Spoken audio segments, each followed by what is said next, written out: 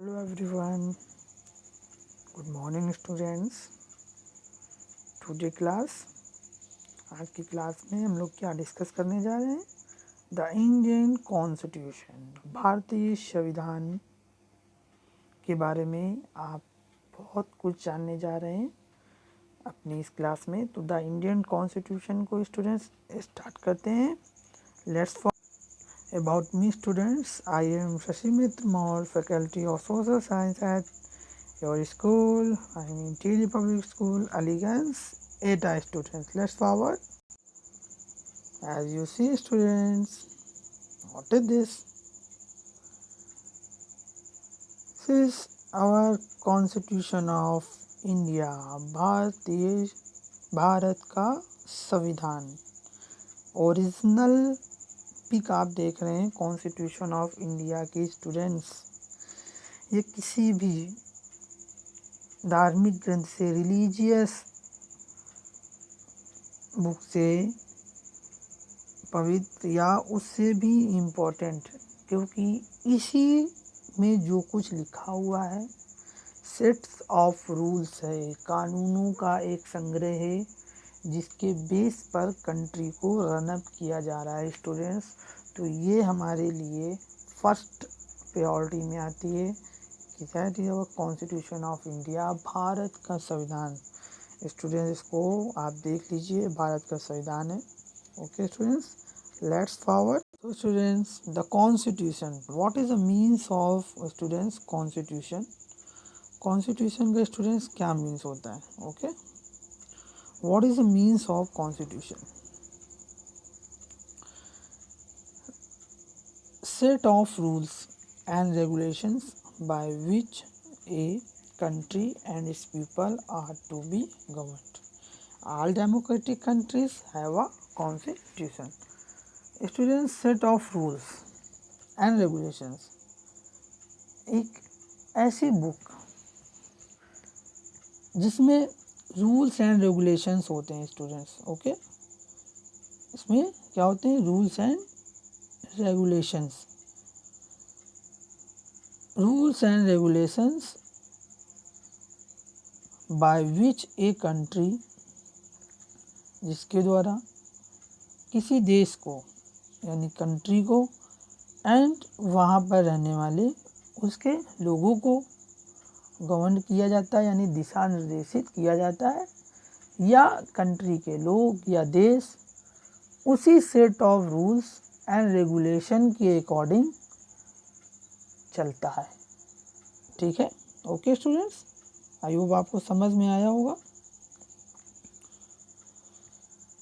So student, set of rules and regulation, rules and regulation का एक setup होता है, नियम कानून उस किताब में लिखे होते हैं कि किस तरीके से आप एक देश के नागरिक हैं, भारत के नागरिक हैं, आपके लिए क्या नियम है, क्या कानून है, क्या रूल्स हैं, क्या रेगुलेशंस हैं, किस तरीके से आप कंट्री में रहेंगे, और कंट्री के जो गवर्नमेंट जो रन अप करती है, जो सरकार होती है, उसके लिए भी नियम और कानून होते हैं कि सरकार किस तरीके से कंट्री को गवर्न करेगी, किस तरीके से देश को चलाएगी, सरकार की क्या पावर्स हैं और पीपल्स की क्या पावर्स हैं।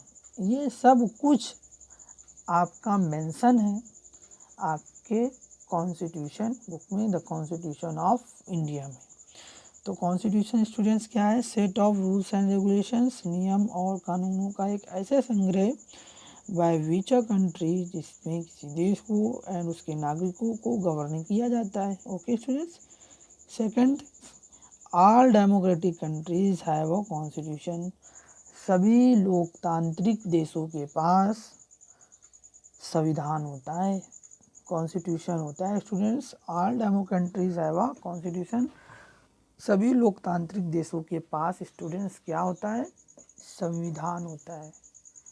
ठीक है, जो डेमोक्रेटिक कंट्रीज होती हैं वहाँ पे उनका कॉन्स्टिट्यूशन होता है। और डेमोक्रेटिक कंट्री कौन होती है स्टूडेंट्स? जहाँ पर rulers elected by the people होता है, जहाँ पे जनता का जो देश का जो सेवक है, जो शासक है, वो जनता के द्वारा चुना गया होता है।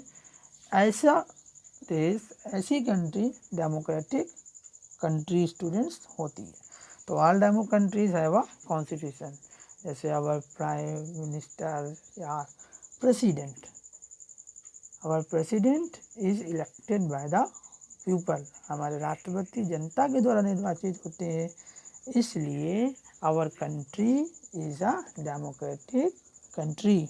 ओके स्टूडेंट्स, तो all demo countries have a constitution, सभी लोकतांत्रिक देशों के पास संविधान होता है। But every country with a constitution is not a democracy, लेकिन इसका मतलब ये नहीं है स्टूडेंट्स, लेकिन आप समझिए हर देश के पास रूल्स एंड रेगुलेशन के लिए कॉन्स्टिट्यूशन होता है, लेकिन सिर्फ कॉन्स्टिट्यूशन होने से ही हर देश लोकतांत्रिक नहीं हो जाता है, डेमोक्रेटिक नहीं हो जाता है। वहाँ पे डेमोक्रेसी को हम नहीं मान सकते हैं कि डेमोक्रेसी है। सिर्फ संविधान होने से ही डेमोक्रेसी हम नहीं कह सकते हैं। डेमोक्रेसी के फीचर्स होते हैं जो आप क्लास में आगे पढ़ेंगे, उस पर भी मैं डिस्कशन करूँगा। Okay students, let's forward. So students, Indian constitution के बारे में जानते हैं। भारतीय संविधान के बारे में आपको नॉलेज होनी चाहिए, आपको पता होना चाहिए कि भारत का संविधान क्या है। So longest students, longest written constitution in the world, सबसे जीके क्वेश्चंस भी हैं, फैक्ट है, रोचक जानकारी है। Longest written constitution in the world, दुनिया का लिखित संविधान, सबसे लंबा लिखित संविधान है। सब मतलब जो रिटेन कॉन्स्टिट्यूशन है वो सबसे लॉन्गेस्ट हमारा है इन द वर्ल्ड, पूरी दुनिया में। तो पूरी दुनिया में सबसे लॉन्गेस्ट रिटेन कॉन्स्टिट्यूशन किस कंट्री का है? तो आप बताएंगे सर इंडिया, हमारे प्यारे भारत देश का संविधान दुनिया का सबसे लिखित लंबा संविधान है, longest written constitution in the world है। And prepared after a long thoughtful period of 114 days is where over 3 years after a long time, काफ़ी टाइम में इसको स्टूडेंट्स लिखा गया। ऐसा नहीं था कि एक दिन में या 1 मंथ में हमने अपने कॉन्स्टिट्यूशन को प्रिपेयर्ड कर दिया। बहुत डिस्कशन हुआ। जो कॉन्स्टिट्यूट असेंबली थी, जो आप आगे पढ़ेंगे, जो संविधान सभा थी। ओके स्टूडेंट्स, आपको कमेंट में लिखना है, आप जब डिस्कशन चलेगा तो आप बताएंगे कि कॉन्स्टिट्यूशन जो असेंबली थी, कॉन्स्टिट्यूट असेंबली के चेयरमैन कौन थे, संविधान सभा के अध्यक्ष का नाम आपको बताना है। ओके स्टूडेंट्स, क्या बताएंगे? Who is the constitute assembly of chairman, यानी कॉन्स्टिट्यूट असेंबली का अध्यक्ष कौन था। Prepared after a long thoughtful period of 114 days spread over 3 years. तो काफ़ी लंबा समय लगा।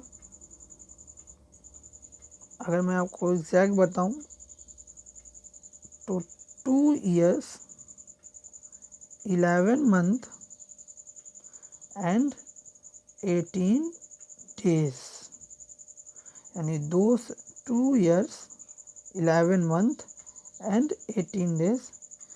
तो 3 ईयर्स में स्टूडेंट्स सिर्फ और सिर्फ 12 डेज ही कम है। अगर यहाँ पर 12 जोड़ देंगे तो 30 डेज हो जाएंगे।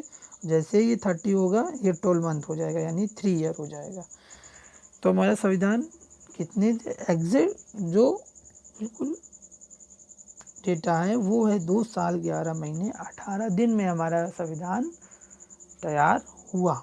ओके स्टूडेंट्स, तो स्प्रेड ओवर 3 ईयर्स, लगभग 3 साल लगे। 114 डेज तो सिर्फ विचार विमर्श हुआ। ओ 100 थॉटफुल पीरियड, थॉटफुल पीरियड मतलब विचार विमर्श के 114 दिन थे कि संविधान कैसे बनना चाहिए, इस पे बहस हुई। 114 दिन 114 डेज, आप इमेजिन कीजिए उस कॉन्स्टिट्यूट असेंबली में किस तरीके का डिस्कशन हो रहा होगा, एक नए भारत के लिए, एक भविष्य के भारत के लिए, फ्यूचर ऑफ इंडिया के लिए एक उनको सेट रूल्स एंड रेगुलेशंस बनाने थे। भारत के भविष्य के लिए उनके बनाए हुए रूल्स एंड रेगुलेशंस आज 21 सेंचुरी में भी देश को गाइडेंस दे रहे हैं। आप समझिए उनकी जो सोच थी वो कितनी दूरदर्शी थी कि उनके लिखे हुए सेट ऑफ रूल्स, उनके डिस्कशन में जो कानून और नियमों की बात आई, उन्होंने जो कॉन्स्टिट्यूशन में मेंशन किया, आज उन्हीं कानूनों और नियमों से देश को 21वीं सदी में चलाया जा रहा है। ओके स्टूडेंट्स, तो कितने थॉटफुल पीरियड ने 14 डेज का था और इस पर लगभग 3 साल तक ये प्रक्रिया चली, 2 years 11 months and 18 days। Okay students, adopted on 26 November 1949 और हमने 26 नवंबर को 1949 को यानी 26 नवंबर 1949 को इसको एडॉप्ट कर लिया, यानी ग्रहण कर लिया। हमने ये मान लिया कि यही हमारे देश का संविधान होगा। ठीक है स्टूडेंट्स, तो 26 नवंबर 1949 वो डेट थी जिस दिन हमने ये मान लिया कि दिस इज आवर कॉन्स्टिट्यूशन, यही हमारा संविधान होगा।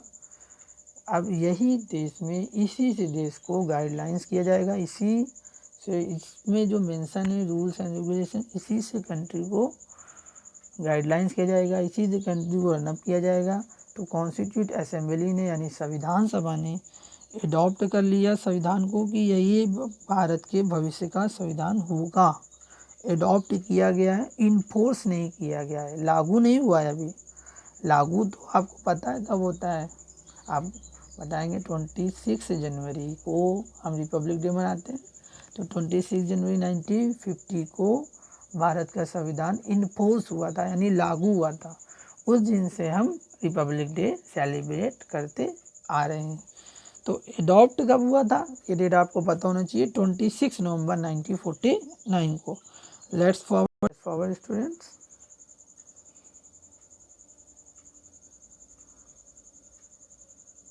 तो स्टूडेंट्स आगे बढ़ते हैं और देखते हैं। इन्फोर्स्ड ऑन 26 जनवरी 1950, ये स्टूडेंट्स इंडियन एक्सप्रेस का न्यूज़पेपर, वेरी हिस्टोरिकल न्यूज़पेपर। आप इसको देखिए ध्यान से, क्या इसकी हेडिंग्स हैं। India proclaim sovereign democratic republic, Bharat ने अपने आप को क्या घोषित किया है, संप्रभु यानी सवरिन, संप्रभु, डेमोक्रेटिक लोकतांत्रिक एंड रिपब्लिक गणराज्य।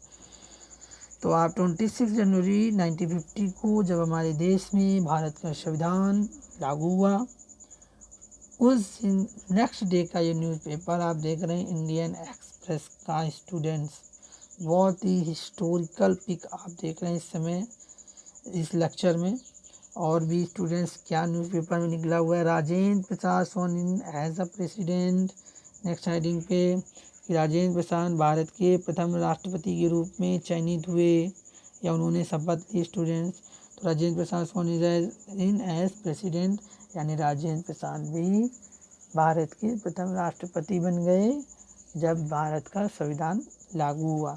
तो एडॉप्टेड 26 नवंबर 1949 और भारत में संविधान कब से लागू हुआ, 26 जनवरी 1950। तो भारत उस दिन क्या बन गया, रिपब्लिक।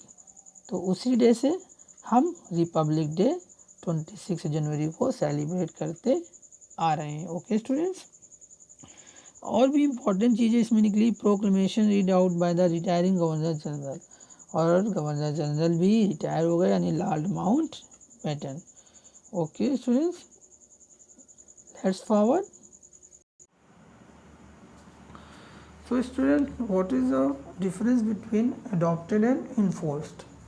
Adopted का क्या मीन्स है student, accepted it as our constitution, यानी ये स्वीकार करना कि यही संविधान होगा, ये अडॉप्ट कर लेना, ये मान लेना कि यही संविधान होगा। ओके स्टूडेंट्स, और इन्फोर्स का क्या मतलब होता है, the country started following the constitution country constitution को ये मतलब उसको फॉलो करने लगे। हम देश के नागरिक, हम सभी भारत के लोग रूल्स एंड रेगुलेशंस जो भी कॉन्स्टिट्यूशन में थे उनको हम 26 जनवरी 1950 से उन रूल्स एंड रेगुलेशंस को फॉलो कर रहे हैं। तो वो है इन्फोर्स, यानी लागू कर दिया गया। तो हम संविधान में लिखे गए रूल्स एंड रेगुलेशन को फॉलो करने लगे। तो ये होता है इन्फोर्स, लागू करना और उसको ग्रहण करना। तो एडॉप्टेड मीन्स ग्रहण करना, हमने ग्रहण किया, ये मान लिया कि यही भारत के भविष्य का संविधान होगा और उसको 26 जनवरी 1950 को हमने इन्फोर्स कर दिया, यानी लागू कर दिया। The country started following the constitution. अब हमारा देश उस संविधान को फॉलो करने लगा, हमारी गवर्नमेंट, हमारे लोग। Okay students, let's forward. So in students, one question raise, एक सवाल उठता है कि जब हमने 26 नवंबर 1949 को ये एडॉप्ट कर लिया था कि दिस इज आवर कॉन्स्टिट्यूशन, ये भारत का संविधान है और इसी को हम इन्फोर्स करेंगे, लागू करेंगे, तो हमने इतना वेट क्यों किया? 26 नवंबर से हम 26 जनवरी तक क्यों गए? हम 30 नवंबर को भी कर सकते थे, 1 दिसंबर को भी कर सकते थे, 10 दिसंबर को भी कर सकते थे, 1 जनवरी को भी कर सकते थे। आप कहेंगे न्यू ईयर में कर देते और अच्छा होता। तो वाई 26 जनवरी, 26 जनवरी ही क्यों स्टूडेंट्स? लेट्स फॉरवर्ड, देखते हैं। So students, 26 January is a very important date in Indian history. Okay students, या इंडियन फ्रीडम स्ट्रगल, भारत के आज़ादी के संघर्ष में 26 जनवरी एक महत्वपूर्ण तारीख है students. 26 January is very important date student. Okay,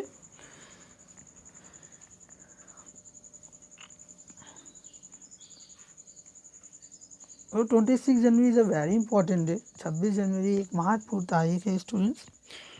on 26 जनवरी 1930, 26 जनवरी 1930 को, यानी 26 जनवरी 1930 को the Indian national Congress, Akhil Bharatiya Congress demanded, उन्होंने अंग्रेज़ों से यानी ब्रिटिश गवर्नमेंट से ये डिमांड की थी, ये मांग की थी कि पूर्ण Swaraj for the first time, कि हमें पूर्ण स्वराज चाहिए, यानी पूर्णतया आज़ादी चाहिए। ये मांग हुई थी 26 जनवरी 1930 को।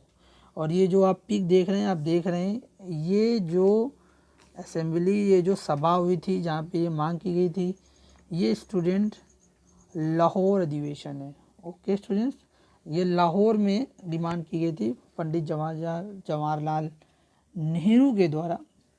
तो पूर्ण स्वराज की डिमांड की गई थी फर्स्ट टाइम 26 जनवरी 1930 को, यानी ये वहाँ पे अधिवेशन हुआ था।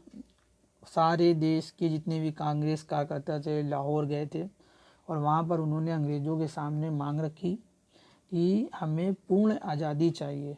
और स्टूडेंट जवाहरलाल नेहरू जी ने कहा कि जो 26 जनवरी होगी वो भारत की आज़ादी के दिन के रूप में मनाया जाएगा। 26 जनवरी 1930 भारत की आज़ादी के रूप में मनाया जाएगा। लेकिन आप जानते हैं तो स्टूडेंट्स, हमारी कंट्री 26 जनवरी 1930 को तो आज़ाद हो नहीं पाई और वो ये दिन आते आते इंतज़ार करते करते,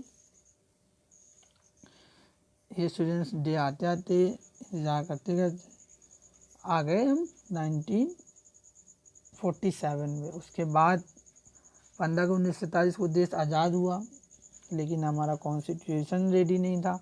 फिर हमने संविधान बनाया और वो हुआ 26 नवंबर 1949 को वो अडॉप्ट किया गया। अब जवाहरलाल नेहरू और जितने भी देश के नागरिक थे या कांग्रेस कार्यकर्ता थे, उनके ये जो डेट थी 26 जनवरी बहुत ही उनके लिए इम्पोर्टेंट लगती थी।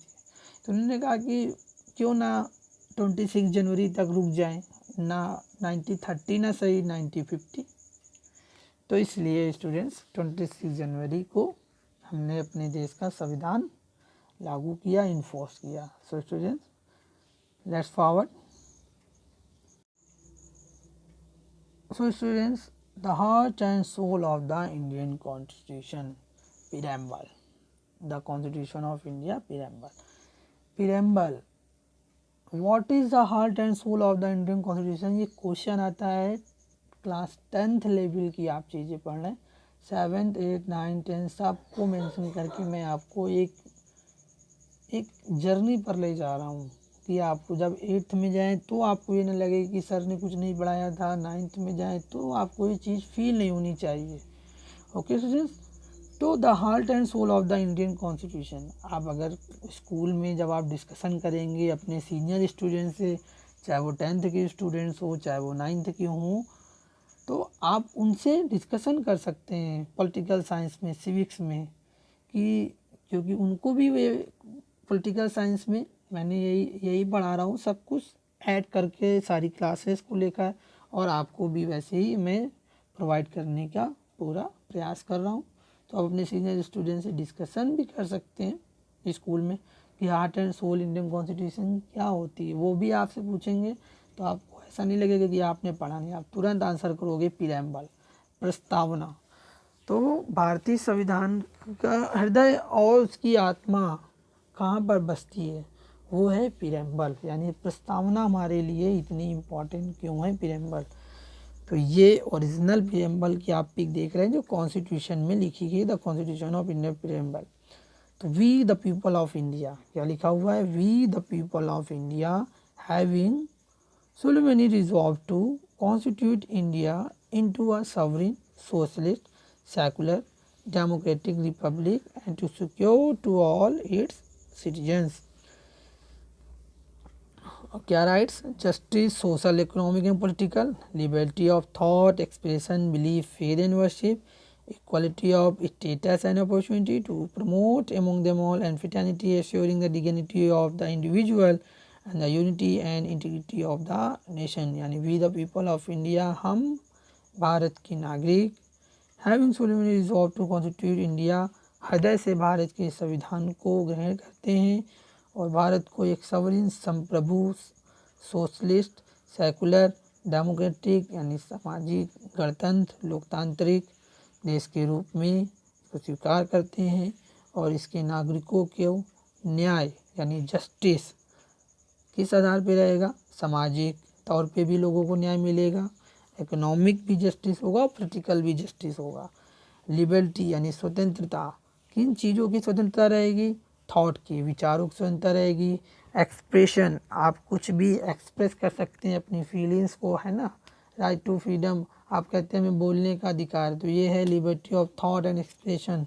बिलीफ, आप किसी भी धर्म, आप किसी भी चीज़ को मान सकते हैं, विश्वास को, लेकिन रिजनेबल होना चाहिए, आपको अंधविश्वास नहीं मानना है। ओके, तो बिलीफ, फेथ एंड वर्शिप, आप किसी भी धर्म में बिलीव कर सकते हैं, उसको पूछ सकते हैं, उसकी पूजा कर सकते हैं आप, क्योंकि इंडिया का कोई भी रिलीजन नहीं है, India is a secular country. Okay, लिखा हुआ है sovereign, socialist and secular.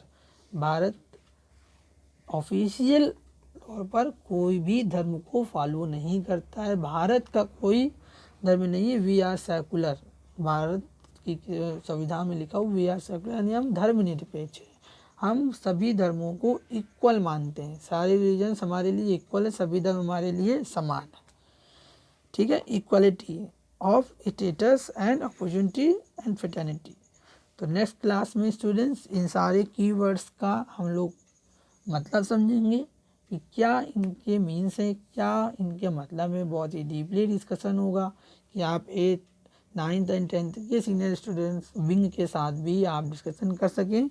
So students thank you students. Okay, thank you.